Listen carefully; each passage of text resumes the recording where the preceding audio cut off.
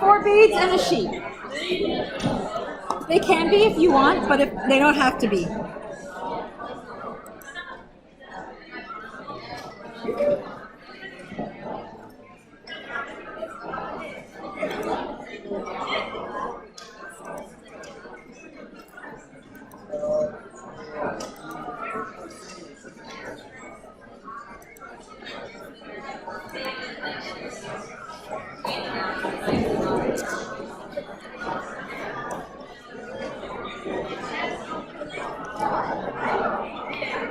Yes, once again, I'm having problems with mirroring. It's not connecting in my classroom. I'm in Global Center 1015.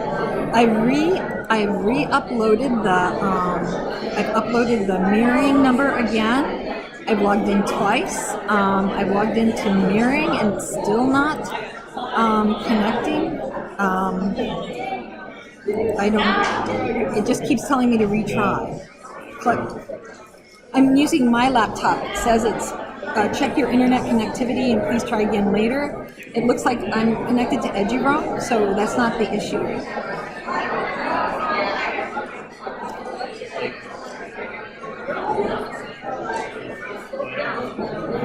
Yes.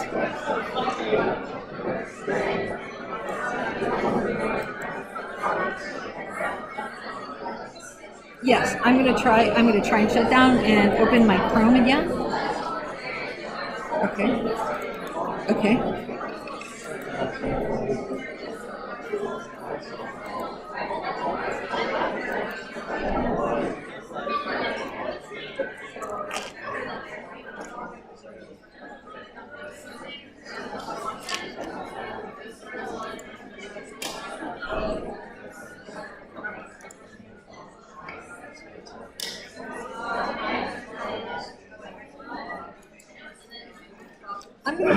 I was gonna say. No, that'd be great. Sure. I was gonna try logging in with Panopto 2 and just into my thing, but I don't have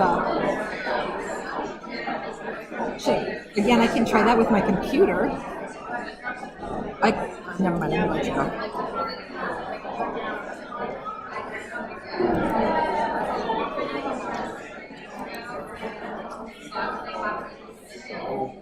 Oh, there it goes. Okay, but that's for you.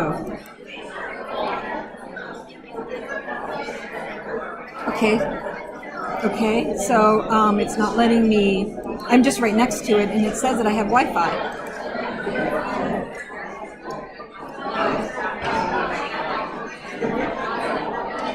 I'm using the, I hit enter on my mirroring on my Chrome. I'm using a laptop. So, okay, let me log that, let me use that. Okay. I don't need dashes, do I?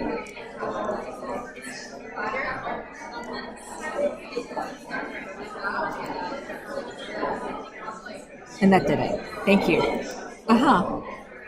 Thank you.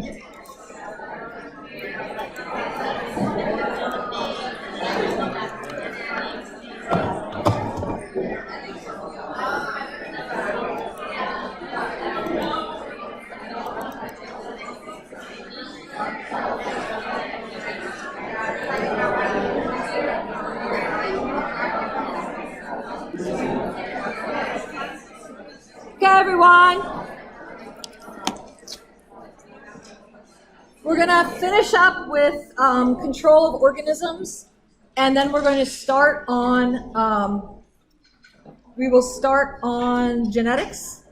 And one of the things I want you to know is the exams probably won't be graded. Since there are 3 forms of the exam, it takes me 3 times as long to get them graded on Gradescope because I have to go through every form.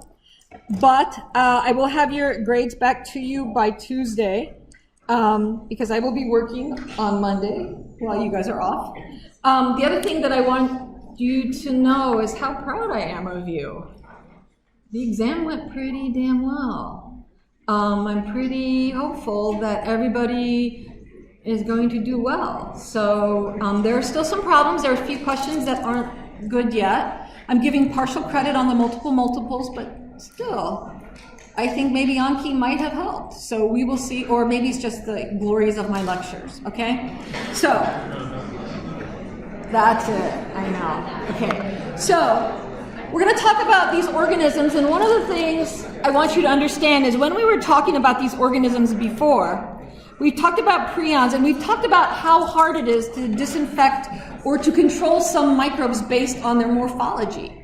So when we talk about prions, prions are the most indestructible thing out there. The only way that we can confidently control prions is to incinerate them with a flame.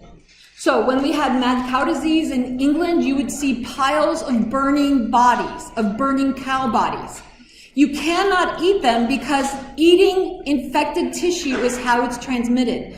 Prions are transmitted from infected animals via ingestion. It's not even fecal oral. So when we talk about these prion organisms, when we talked about prions in chronic wasting disease, what happened is bovine prions can infect human tissues. So when we ate infected cows, those tissues on the cow, and it could be meat in the muscle, anything that had nerves in it can have those irregular conformers on there. And if you ingest them, there is nothing you can do to stop the disease from eventually killing you in 20 years. Literally, there is no control. There's no vaccine, not like rabies. There's nothing that you could do with these prion proteins. We have mad cow disease. We have chronic wasting disease. Somebody was asking me about moose and chronic wasting disease. Yes, we're seeing moose have chronic wasting disease too in the Northeast. So this is a disease. People are like, well, if it's only gotten by eating, how are deer and elk spreading this organism? Well, one, with these organisms, we know for these animals, they can actually poop it out in their fecal material, because remember, it's indestructible. So the fecal material can put these organisms on, but the other thing is an animal that dies in the wild will die on grass. His body will decompose, but those prions will remain. So another animal that comes and eats that grass with those prions on it will then ingest those infectious prion proteins, those infectious conformers. And once you get infected, there's literally nothing we can do but incinerate it. So that's the only method of control that really we know works best for prions. Okay?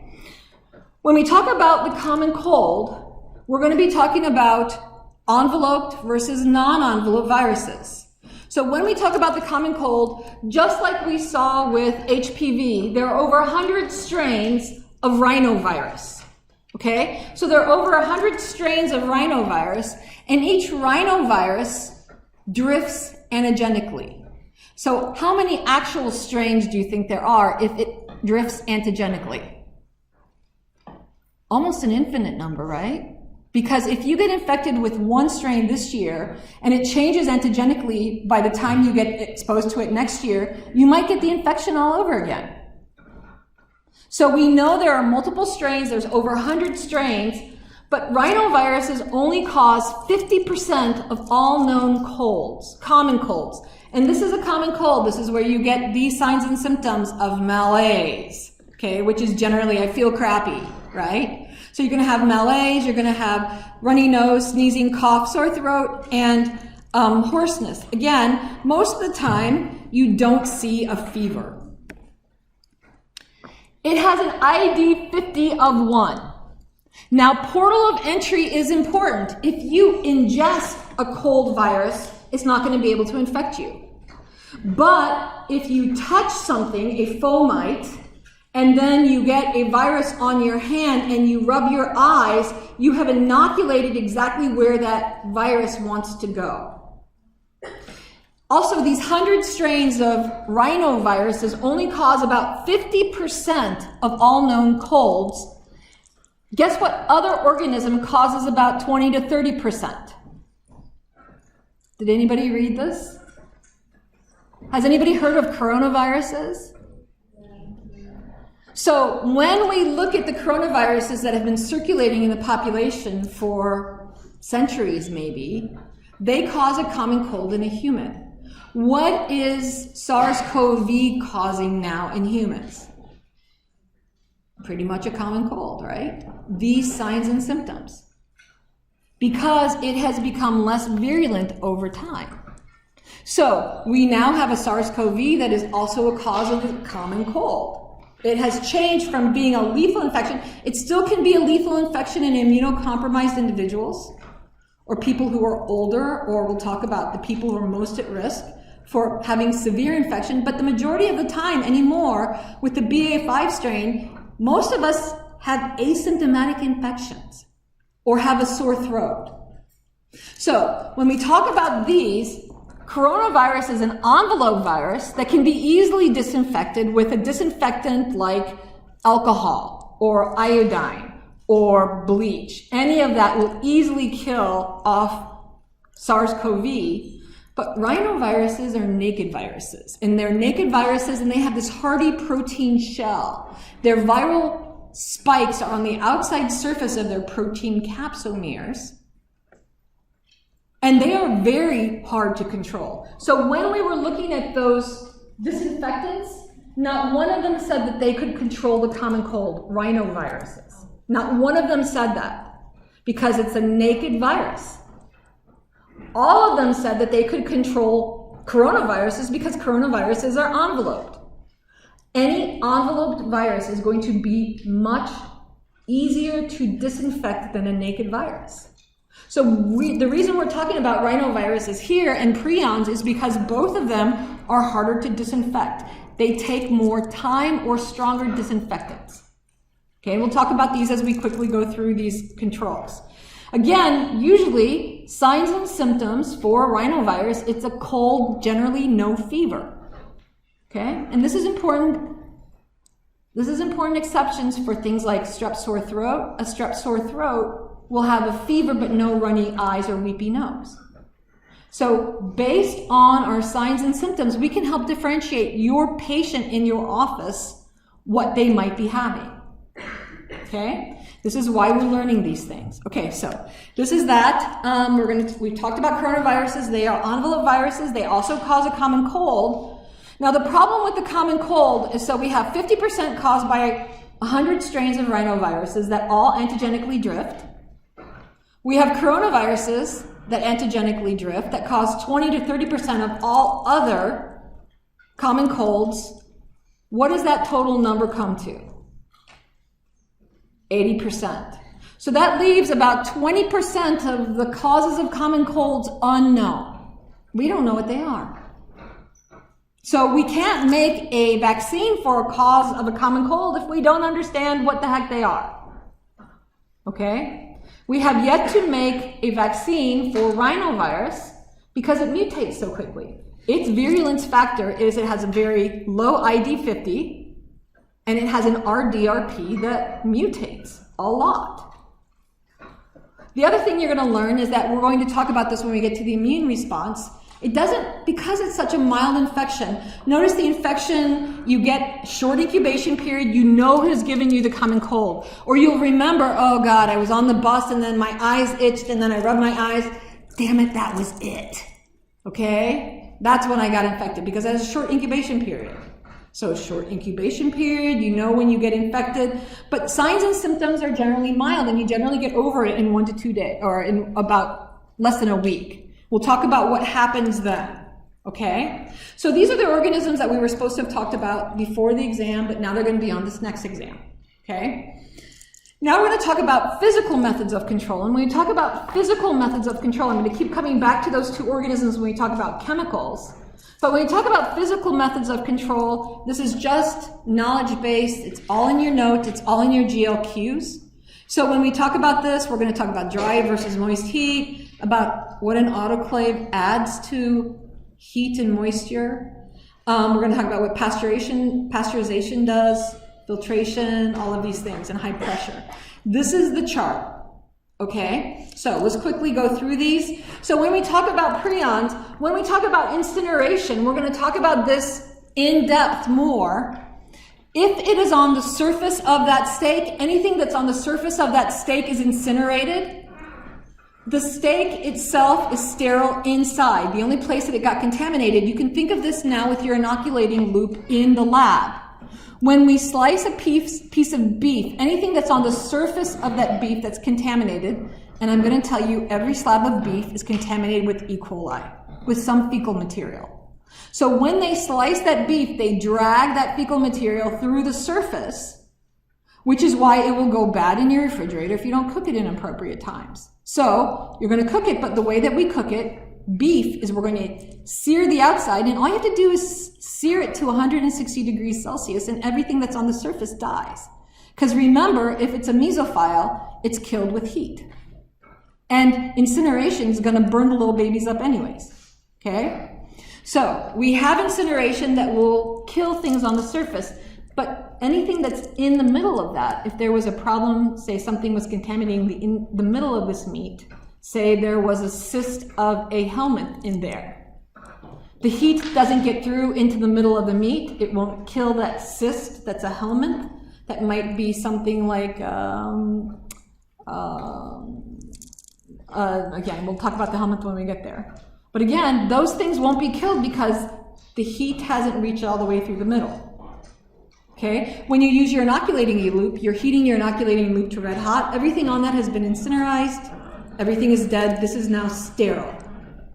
Okay? When I touch that sterile inoculating loop to my colony, it is now not sterile, but you're going to aseptically transfer. You know that there's nothing else on this loop. We're going to transfer that to a sterile agar plate, and then we know what we've transferred is only that one thing. Okay? Coats postulates. So, when we talk about this, we're also going to talk about dry heat. So dry heat can sterilize things that are not heat sensitive. What does the word sterilize mean? Are there going to be bacteria there that can grow? Are there going to be bacteria there that can grow?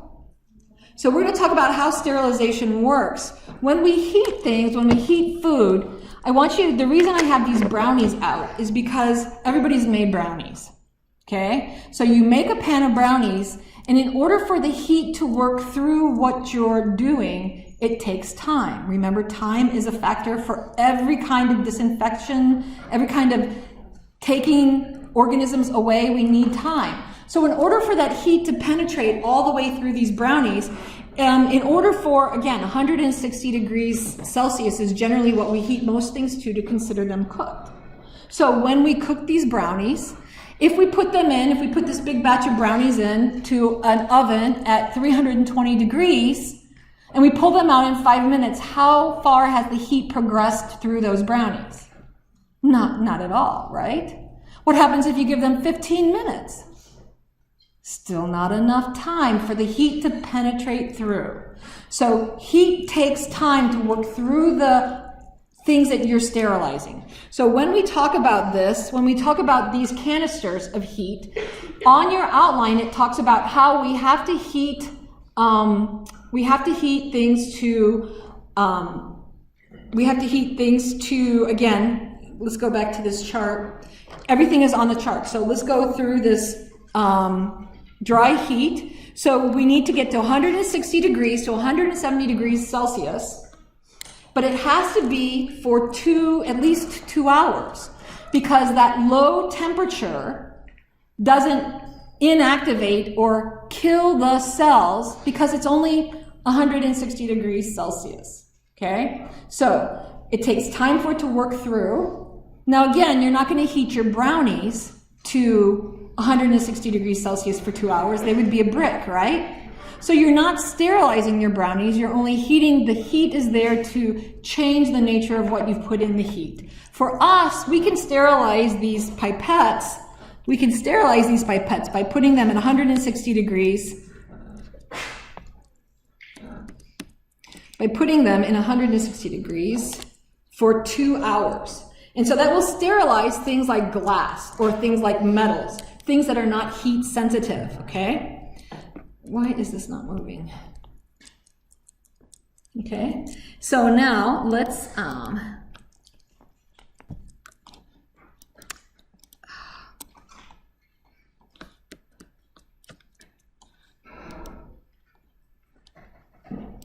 okay, so now we have incineration, we have dry heat. And again, we can sterilize, remember those pipettes that I had, if they're in that metal container, that dry heat has to take time. So when I ask on an exam, if 160 degrees for 5 minutes is enough, it's not. 160 degrees for a minimum of 2 hours throughout the whole thing is what's required. Okay, does that make sense? When we talk about time is a factor when we control anything, when we have to sterilize things, time is always a factor. So when we talk about moist heat kills all vegetative organisms almost instantly. It will kill trophozoites, it will kill cysts of Giardia lamblia, because Giardia lamblia cysts are still living things. And if we boil them, they die. Okay? So boiling will kill cysts of Giardia lamblia, but they will not control endospores. So we do not consider boiling water, no matter how long we use them, a way of sterilizing things because it won't kill endospores. Okay? So we don't kill endospores with boiling water. And then once you take your baby's bottle out of the boiling water and you put it on the tabletop, is it sterile? No, it has been now sanitized. Okay? Does that make sense? Because you've taken it out of the sterile environment, you put it into a non-sterile environment, it is now contaminated, but it's mostly clean. Okay? So, you don't need to sterilize all of these things, they just need to be sanitized in order to make your baby's food. Okay?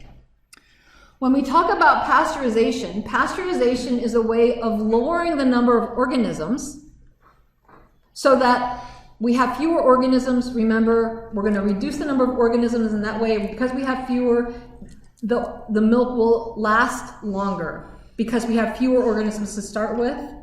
So instead of having 10 to the 10 organisms logarithmically growing, we have 10 to the 1 or 10 to the 2 organisms logarithmically growing. So it takes longer for pasteurized food to go bad or to make enough organisms to cause disease or illness. Okay? So, again, remember they die logarithmically. So when we pasteurize things, they talk about how we use something called high heat. We will heat something to 72 degrees for 15 seconds.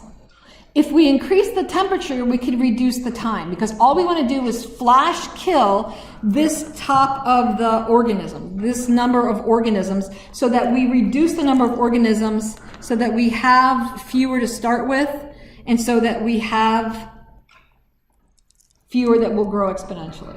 Does that make sense? So this is just how we control things.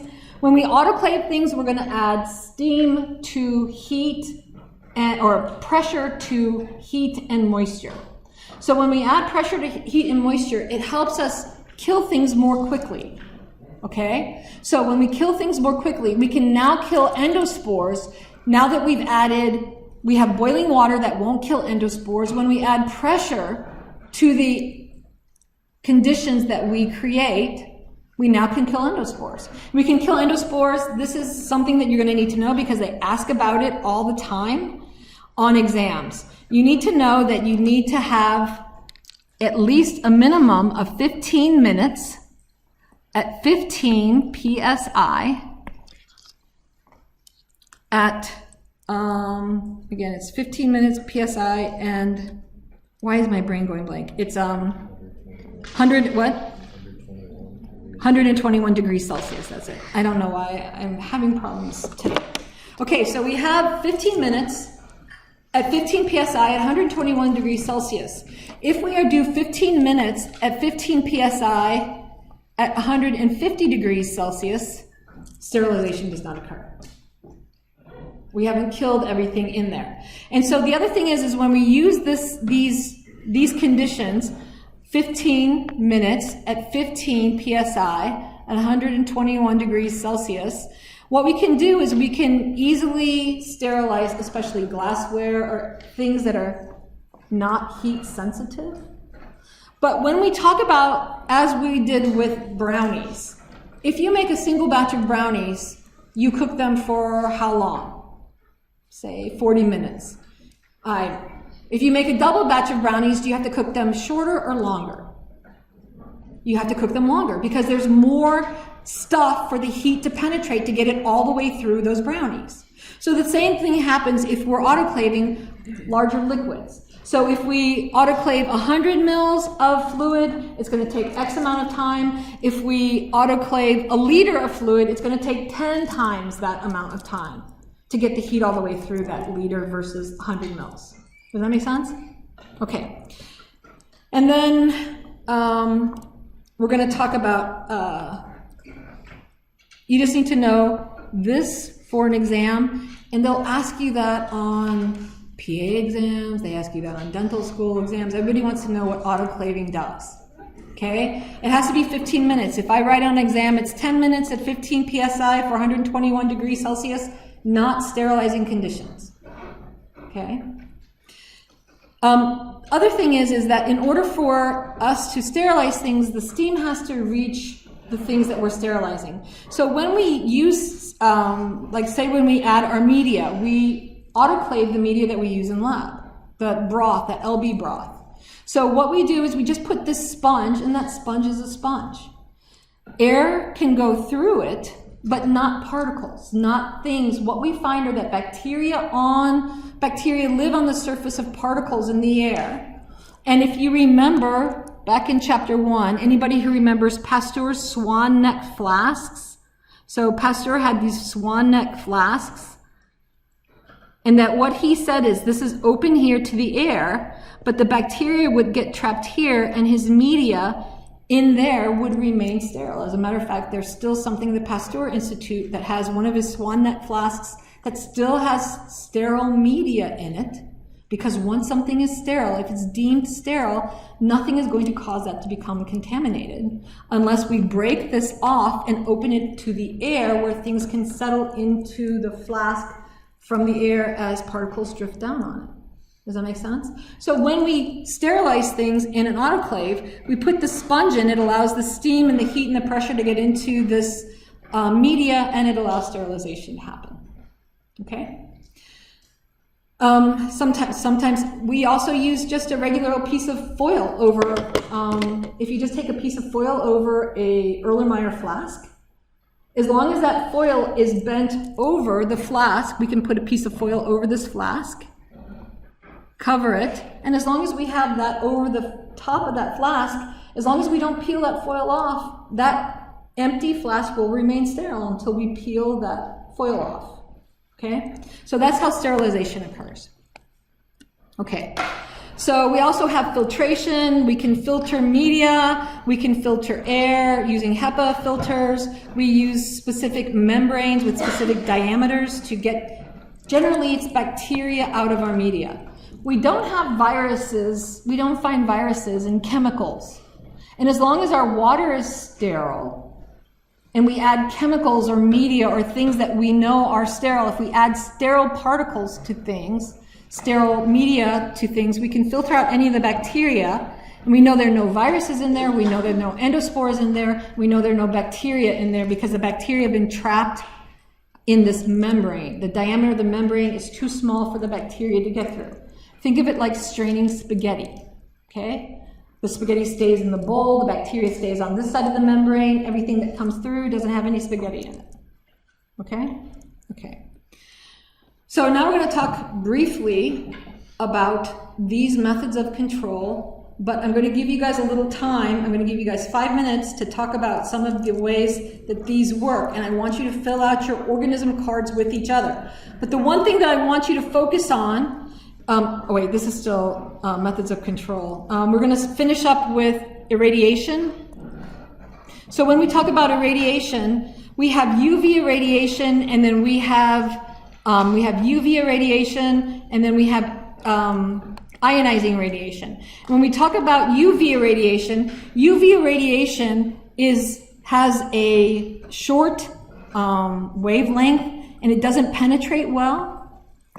But what it does is cause thymine dimers in DNA. And here you can see where somebody was wearing sunscreen. UV radiation does not penetrate well. So if you're wearing sunscreen or a shirt, it's not going to penetrate to where you're being covered. But where they're not being covered, this is now third-degree burns, where they have damaged their DNA to the point that it has to slough off in order to not cause cancer in this person. So when we see this happening, you can have in those basal cells that we talked about with HPV, if those get damaged, melanoma, basal skin cell carcinoma, squamous cell carcinoma can happen. All of those can happen because the UV irradiation acts on the thymine dimers. These are thymine dimers that occur in the same strand of DNA and not in double strands, okay? Okay, when we talk about ionizing radiation can penetrate. It penetrates anything, and this is what we use with X-rays. So when we talk about gamma rays or X-rays, those are ionizing radiation, and those go through everything. They go through cement block walls. What they don't penetrate very well are the lead aprons that you see when you go into your dentist's office and you get your X-rays taken, because we don't want to use X-rays long. And the people who are giving X-rays all day long don't want to be in there, be exposed to the ionizing radiation. So they leave the room. You wear the apron that has the lead in it to protect your vital organs and other things that we don't want exposed to ionizing radiation. Okay? So ionizing radiation causes double-strand breaks in DNA. It can cause cancer. It doesn't even have to be a dividing cell. It can kill a non-vegetative cell. Okay?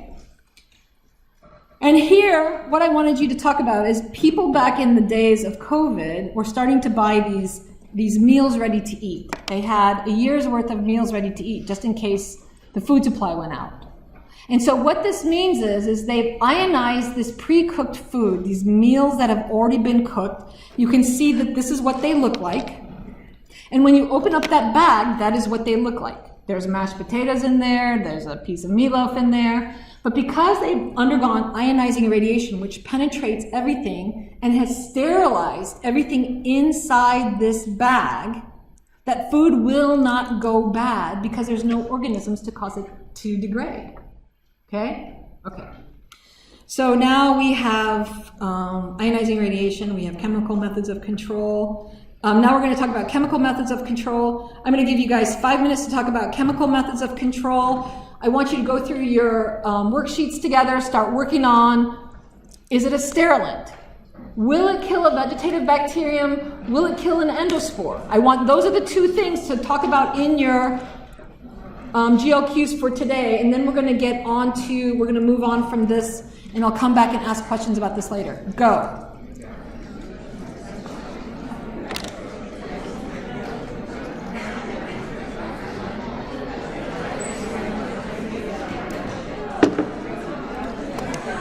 I want you to work with your groups. Think, pair, share. Have somebody talk about alcohol. Have somebody talk about bleach. Have somebody talk about iodine. Go. If you worry about the fill down, say, this is what I thought. What do you guys think? Okay?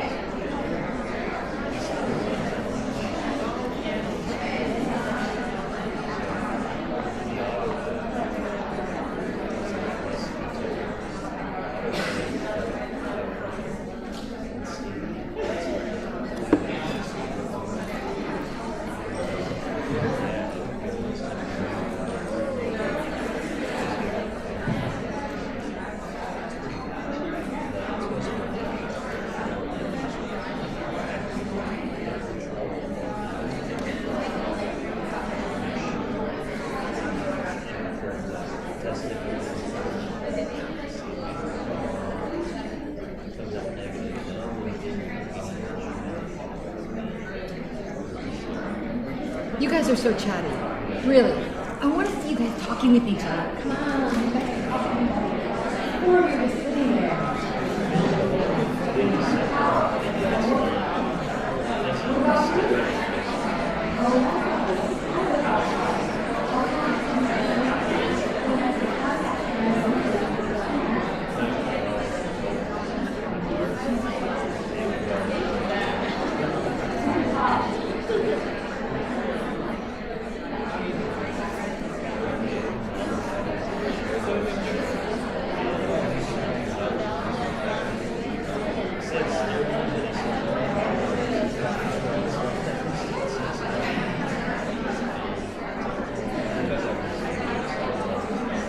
I want you guys to answer the question, why is 60 to 90% alcohol more effective than 100% alcohol? Go, talk with yourselves, amongst yourselves. You can talk to yourself and do that all.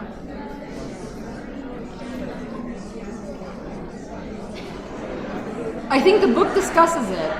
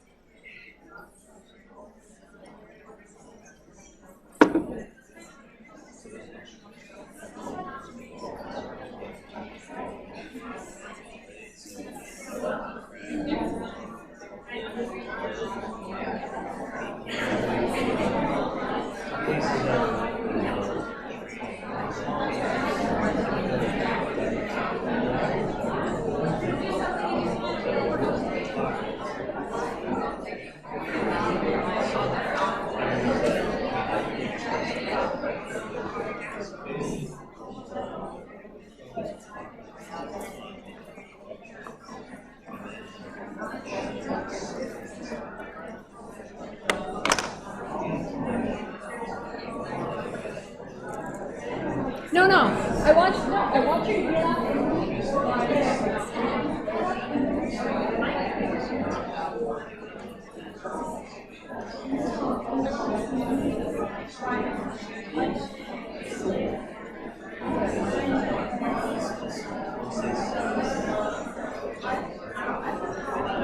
Okay, guys, one more minute.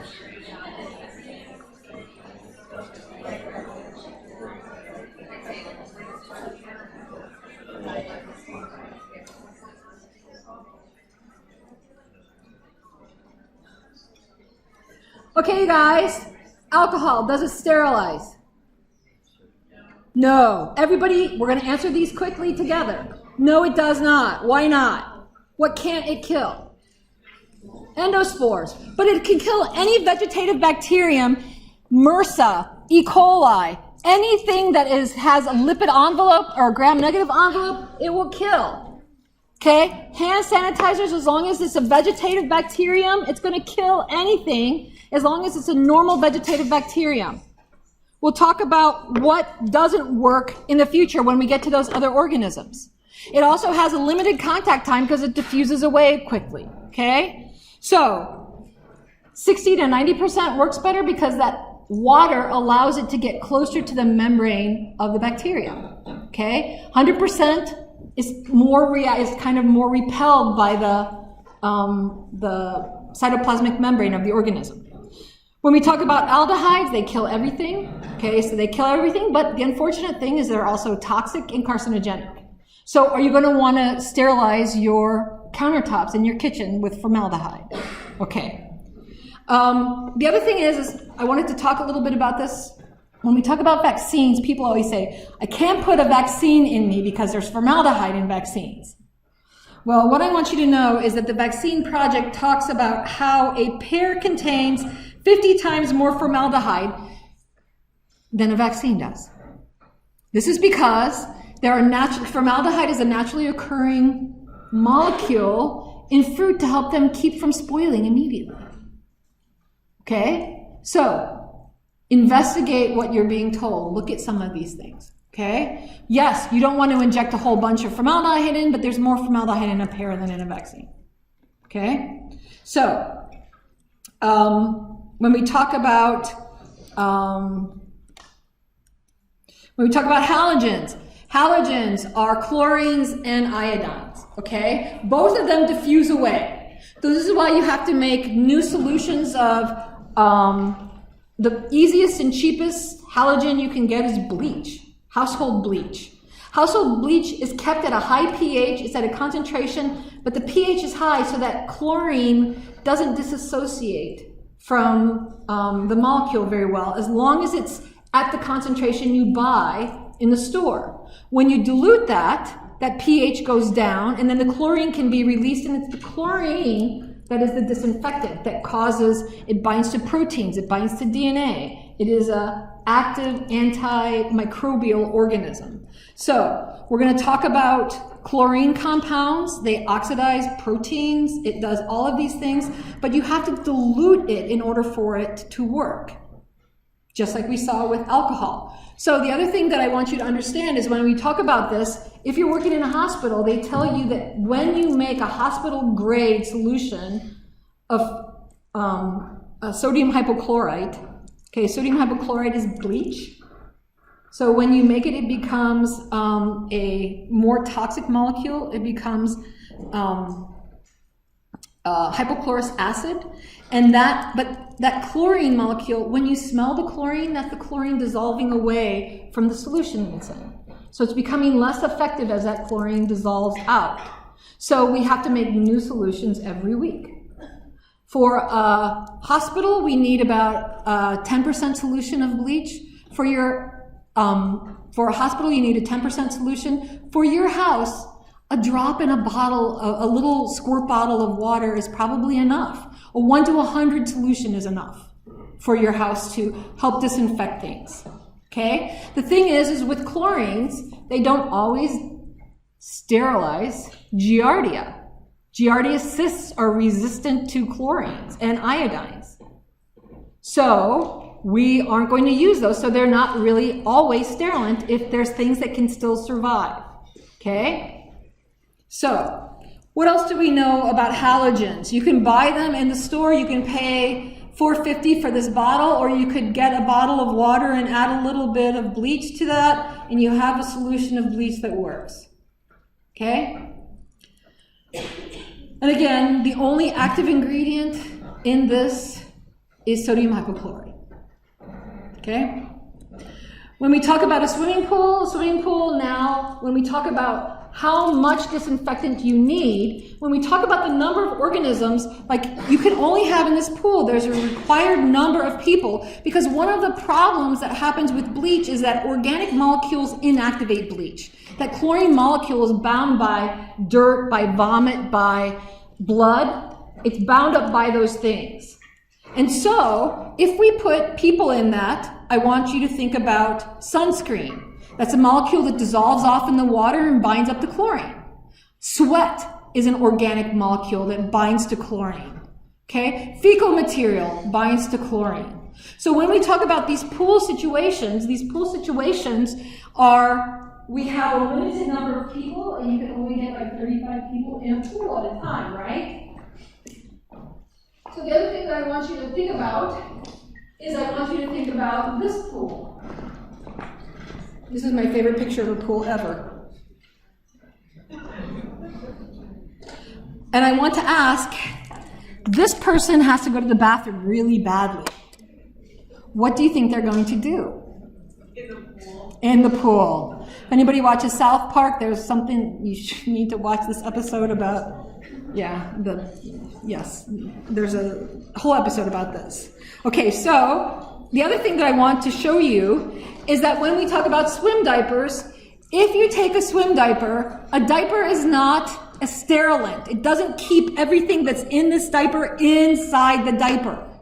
So when you see somebody with a kid with a diaper in it, if they're not potty trained and there's fecal material in that diaper, think of it as a poop tea bag in your swimming pool. Dip it in. Oh, look at wee! Yes. Okay? Yes. People ask me if I ever have any fun anymore. Absolutely not. Okay? So, I want you to think about these things. Okay? You have to have enough material in there. There are a lot of places that no longer allow children with swim diapers in. Okay? But then again, I have older people in my family who are like, oh no, just pee in the pool, it'll be fine. Ugh. Okay. We also there are saline pools where they take the saline from salt water and it disassociates that saline from salt water. It's about the level of tears the salt is, and it just disassociates the chlorine very gently from the sodium, which is a really nice way of disinfecting pools anymore. Anyways, people were asking about that. Iodine compounds can be a tincture and iodophore. Tincture evaporates because it's in alcohol. And iodophore is a long-lasting compound that is released slowly, like in betadine, so that if you open up a wound, if you're surgically opening the skin, then you're controlling those organisms because that iodine is only being released slowly. Okay? So you just need to answer the questions on your guided learning questions for the rest of these. The last one that I want to get to, hydrogen peroxide, is important because we don't consider hydrogen peroxide a sterilant. Now, it is a sterilant on inanimate objects. It is a sterilant if I made a solution of 3% hydrogen peroxide and I put something, say a ring in there. I want to sterilize my ring. I put my ring in that 3% hydrogen peroxide, it will sterilize that ring. Okay? Hydrogen peroxide is a really good sterilant unless it's on tissue. So it can be used as an antiseptic well because when you cut yourself and you pour iodine on, or hydrogen peroxide on that wound, what happens? It bubbles. It is being broken down by our enzymes that degrade hydrogen peroxide into water and oxygen. So every time you see hydrogen peroxide bubbling, it is being inactivated by whatever is there. Okay? If you pour hydrogen peroxide around your sink, you'll see it continue to bubble because you have a biofilm around the base of your sink that's releasing, it's destroying the hydrogen peroxide before it gets through that biofilm. Okay? Peracetic acid is in your book. Again, this is being broken down into water and oxygen, not sterilizing conditions. You can buy hydrogen peroxide if you want to spend, you can pay $2 for an entire bottle. My solution that you can pay for is you get a $2 bottle of hydrogen peroxide, you add 1 squirt of Dawn in there, and that is the entire solution. We're going to talk about soap is a wetting agent, so it allows that hydrogen peroxide to get closer to the surface of the inanimate objects, so it can kill better. Hydrogen peroxide is not inactivated by organic material unless it's got an enzyme in there that kills, like, again, if this is dirty, it's not inactivated by dirt, but it will be inactivated by enzymes in the tissues that degrade similar to catalase. We have catalase-like enzymes in our body that destroy hydrogen peroxide, okay? And then we have phenolics, and we have phenolics that are terrible. Don't use phenolics, and you can read more about this. We're gonna investigate this in the next blog about toxic chemicals in our environment and its effect on the human microbiome, okay? So that is next week's blog. So now we're gonna talk about,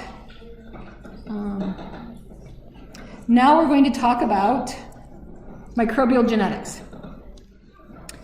I'm going to go straight, because you guys, I know you guys had a big exam just recently. Some of you had multiple exams just recently. But we're going to talk about how genetics work in bacteria, and this is important. Again, so I'm just going to review with you what, we're just going to review transcription and translation. So in order to transcribe something from a living thing, we need a DNA-dependent RNA polymerase that transcribes mRNA into an mRNA positive strand of mRNA, and it's translated by ribosomes into a protein, okay? So this is our genetic material from a bacterium. This is a closed circular chromosome, double-stranded DNA. This is a promoter here that RNA polymerase binds to so that it can make a copy of the double-stranded DNA into a single strand of positive-stranded mRNA. And then we translate that into a protein. Okay. So when the closed circular chromosome replicates, so it has to replicate. In order for this closed circular chromosome to replicate, this enzyme gyrase is important because it unspools because this is a double-stranded DNA molecules. Anybody ever had a double-stranded rope that is a closed circular rope? And if you try to unwind the rope, all it does is do that. It becomes super coiled on the bottom and it's kinky. And because it's kinky, there's no way that RNA polymerase can get through there or DNA polymerase can replicate. If we can't replicate our chromosome, we're dead. So gyrase prevents replication from occurring. So this organism dies. And we're going to learn that there is an antibiotic that we're going to talk about in the future that does this and kills bacteria.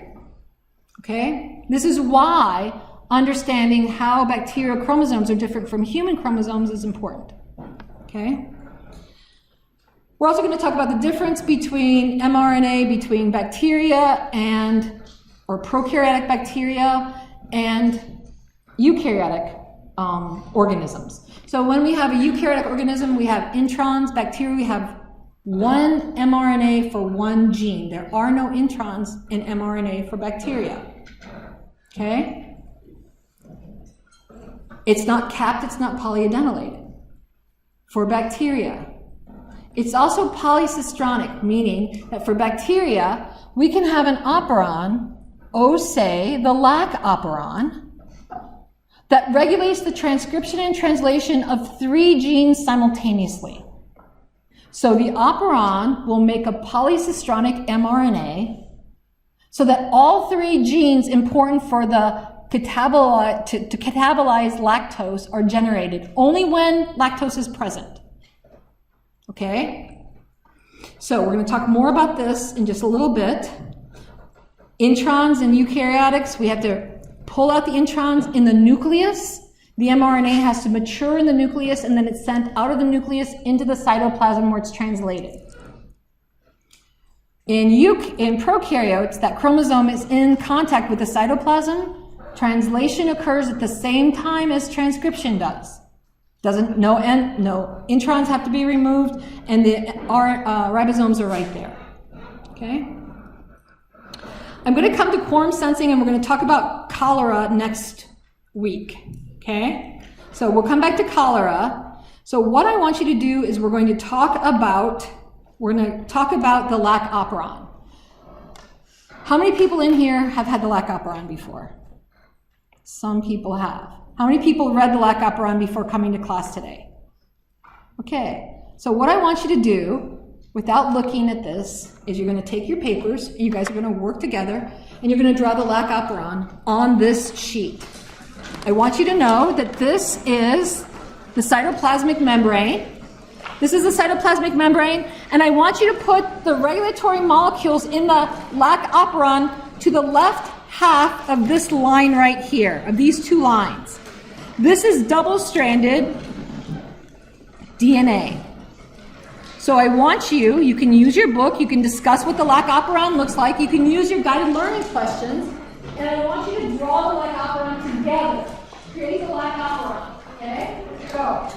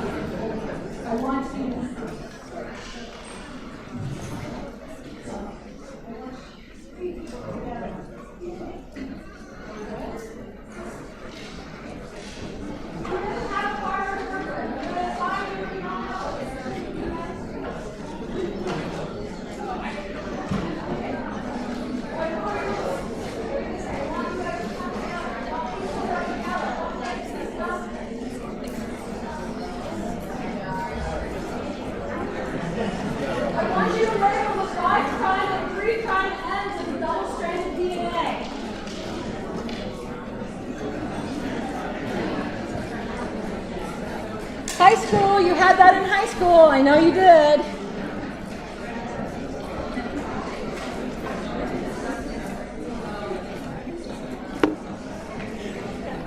I will start it for you.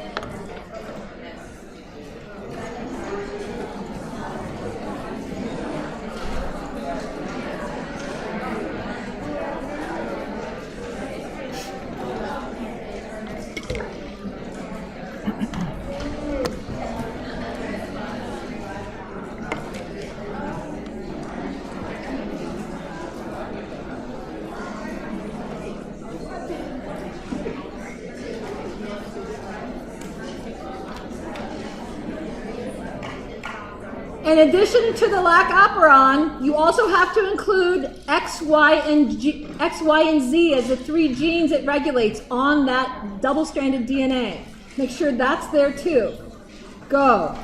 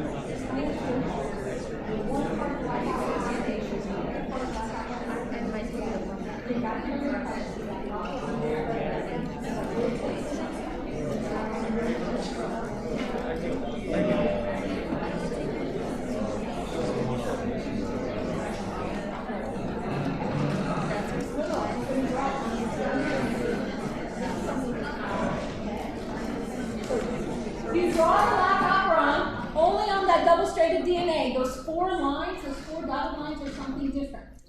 Okay? Oh. So remember I told you that that's the lac operon. That's a double-stranded DNA. You're going to draw the lac operon on that double-stranded DNA. Does that make sense? No, it's okay. I didn't make that clear. Okay. We're going to transcribe and translate something into the bit, okay?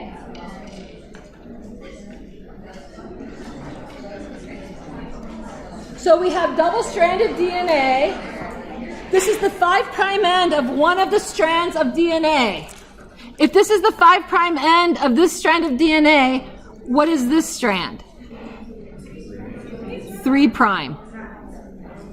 So that makes this, where's the 5 prime end of this double-stranded DNA? On the bottom.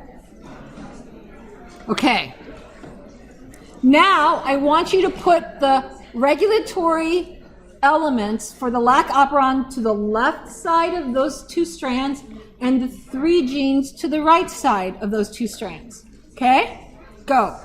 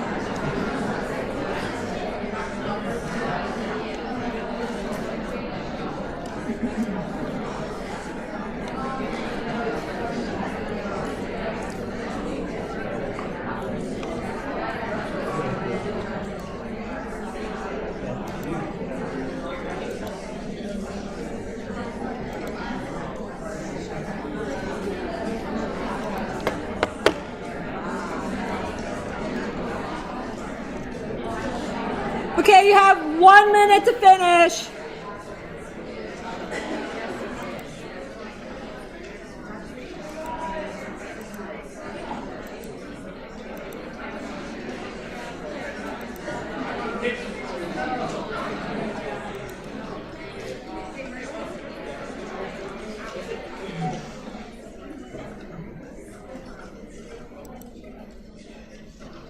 Okay, we're going to do a poll everywhere. What?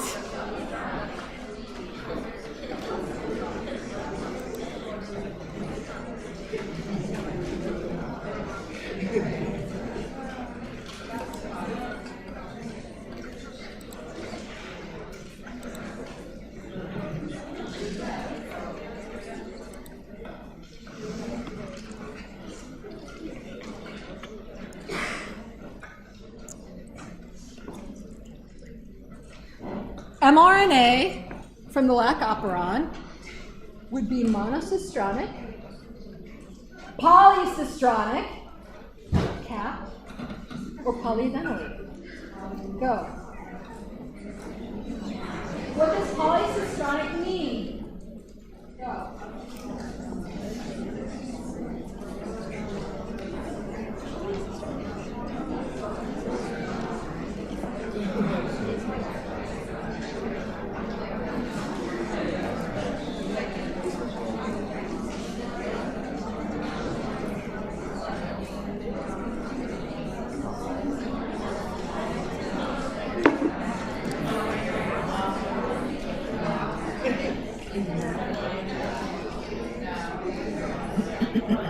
Five. I'm just getting you guys.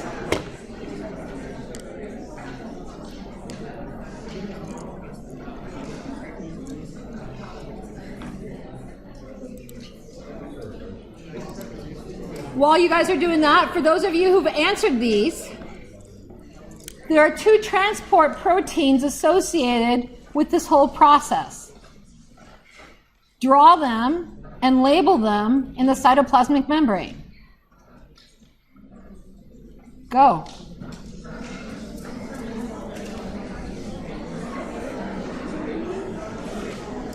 I'm going to give you a hint. They bring in 2 different sugars.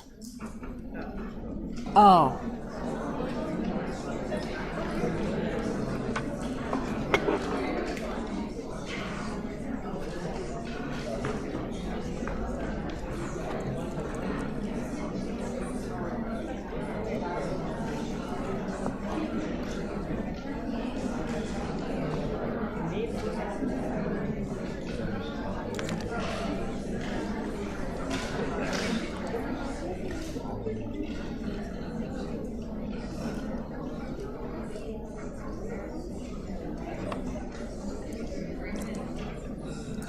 Label them.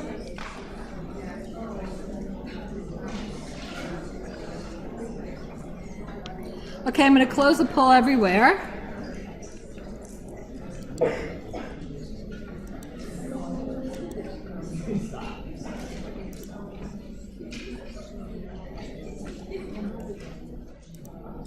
The correct answer is polycistronic.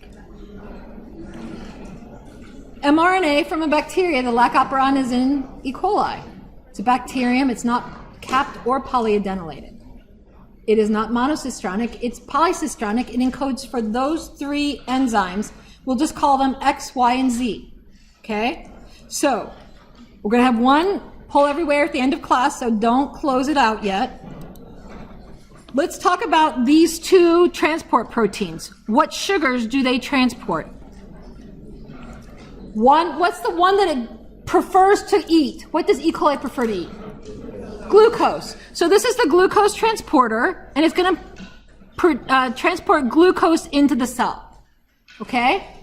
What's the name? This is a named transporter. What is that one? I heard permease. This is permease. And permease transports lactose into the cell, correct? Okay, so let's draw the lac operon. So the most important thing to make mRNA from, what is the sequence in the DNA that RNA polymerase binds to? What is that name?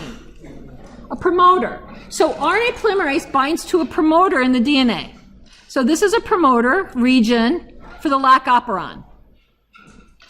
And that's just a sequence of genetic material. That's the sequence that indicates that RNA polymerase can come and bind to this promoter. We call this 5', 3', 3', 5'. We call this upstream of the promoter. What is upstream of the promoter? Look at your thing and tell me what's the name of that element that's in the DNA? What is it? AUG. Well, no, that's AUG is where translation starts. In this DNA, what is the name of the element that's just upstream? The what? The cap site or the activation binding site. So we can call this the activating binding site. This is where the cap protein binds. We'll call this the activating binding site, okay? That is just a segment in the DNA where the cap protein will bind to. It literally is a protein that binds to DNA, okay? Now, what is downstream from the promoter? The repressor. So let's put the repressor downstream from the promoter.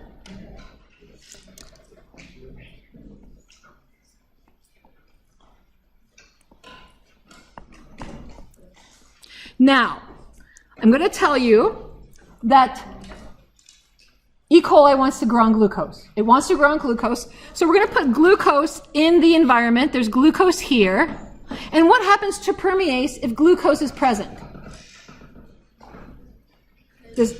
It's shut down. It doesn't allow lactose in, so we shut that down because glucose is coming into the cell. If glucose is coming into the cell, there's no lactose in the cell because lactose isn't even allowed in the cell. I want you to put a repressor on the repressor protein site, the repressor site. Take one of your little and put it on your repressor. So now if RNA comes in and binds to that site, put the repressor on, that's literally your repressor binding to the DNA. Because E. coli absolutely doesn't want to turn on these genes if there's no lactose. I'm going to buy a saddle and oats and a bridle, but I have no horse. Is that useful to me? Absolutely not. So, as long as I don't need this, I'm going to turn it off and make sure it's never turned on. Glucose is always present. The repressor is always on. Okay? Now, what happens if glucose, we've used up all the glucose goes away, but there's still no lactose. What happens? Does the repressor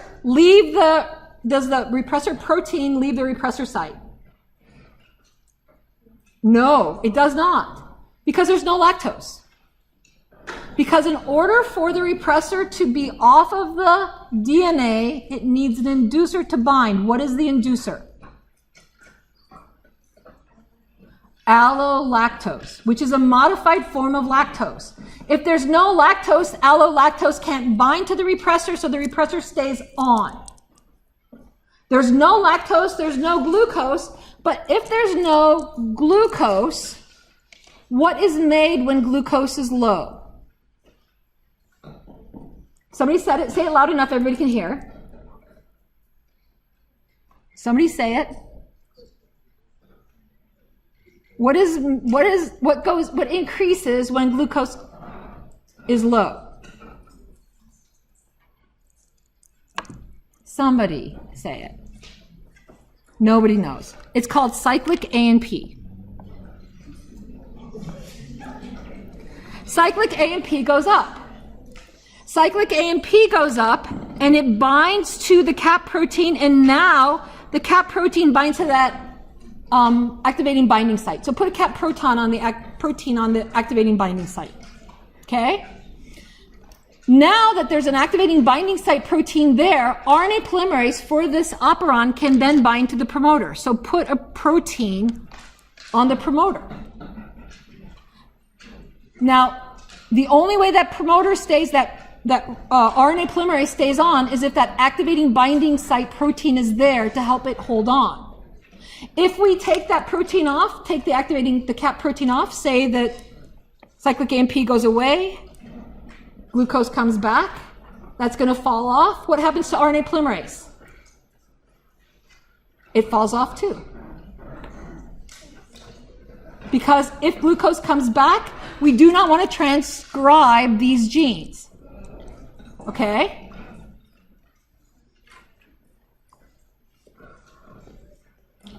Now what happens if there's no glucose? Now let's say there's no glucose. What goes up if there's no glucose? Cyclic AMP. So we have what bind to what? Put a protein where that goes. The cap protein will bind because cyclic AMP is an inducer of the activating binding protein. It induces binding that allows RNA polymerase to bind, and the repressor is still bound until lactose comes in, becomes allolactose, and then that pops the repressor off. So let's pop the repressor off. And that allows transcription to occur of X gene, Y gene, and Z gene. And then we get mRNA made. I want you to play with these at home and come back on Tuesday. Bring your marbles. I want you to practice the lac operon. We're going to have 5 questions on the lac operon on poll everywhere in the first 10 minutes of class.